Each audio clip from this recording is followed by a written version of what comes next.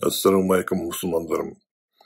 Ибн Таймияны салафиттер исламның ең үлкен маңызды ғалымы ретінде қабылдайды, және оны еркелетіп шейхул ислам деп атайды. Бұл Ибн Таймияны салафиттер пайғамбарымыз Мұхаммедтің саллаллаху алейхи вассаламның атынан гөрі Ибн Таймияның атын жиі қолданады, және оны құрметтейді. Ибн Таймия салафиттер үшін олардың пайғамбар сияқты.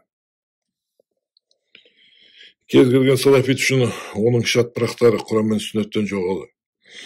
Өйткені олар ең алдымен Құран мен сүннетте емес, Ибн Таймияның пікірін талап етеді. Кез келген басқа мұсылман дәлел ретінде алдымен аяттар мен хадистерді келтіретін болса, ал салафиттер өздерінің дүмше ғалымдарының бұлшылын келтіреді. Оның бәрі сектанттардың сауатсыздығы мен надандығынан болып табылады. Ал ол шынымен кім деген сұраққа жауап берейін. Ол өзін кезекті пайғамбар және өз заманының ұлы ғалымы ретінде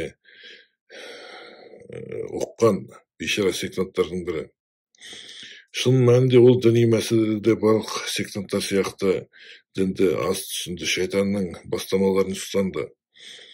Оның тағы бір таңқаларлығы Мұхаммед пайғамбардың саллаллаху алейхи вассаламның отбасына деген жек көрушілік еді. Бұл өте ақымақ және сауатсыз адам болған. Дәлел ретінде мен оның кітаптарынан оның сөздерін келтірейін. Барлық салафиттердің ең беделді ғалымы не айтатынын қараңыздар, және салафиттердің қандай ақылсыз сектанттың соңынан ергенін көріңіздер. Бірінші, Алланың аршта отырғанын және ол қозғалғанда өзі былғары орындықта отырып, құйрығын қозғалғанда шыққан дыбыс шығарады деп айтқан қазірлердің бәрі біледі. Ибн Таймияның нағыз ақымақ екенін әрі қарай тыңдаңыздар. Екінші, өз кітабында былай деп жазады. Баян тәрбиесат Жахмия деген кітабында.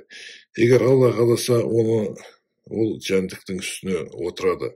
Ал жәндік оны өз еркімен көтереді. Олай болса, неге ол аршқа отыра алмайды дейді. Мұндай сөздер тек надан ғана айта алады.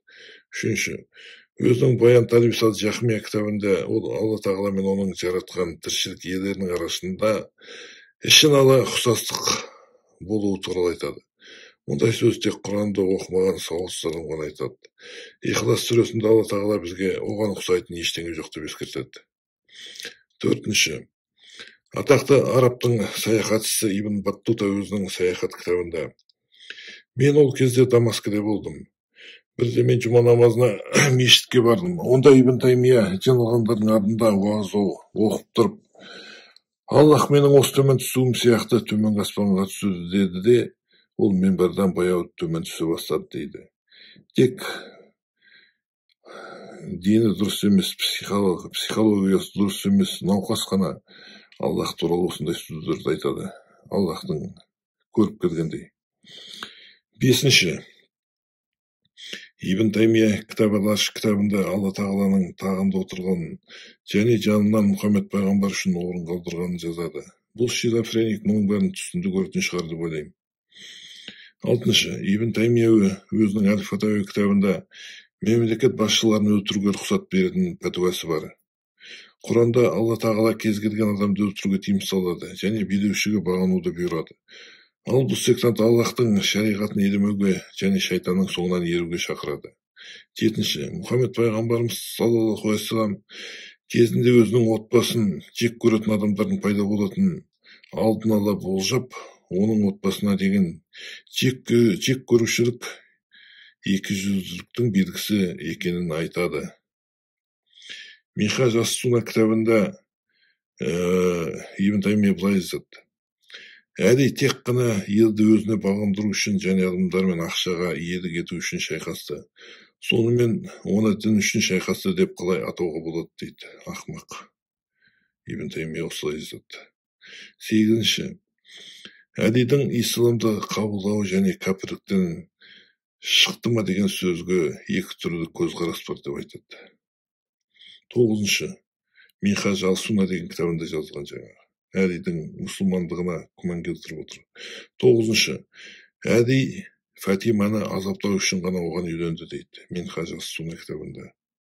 Оныншы, сол Минхаж ас-Суннаның 8-ші томының 61-ші бетінде былай деп жазады: Әлиге қатысты ол Құранды толық білді ме, жоқ па деген алшақтық бар дейді.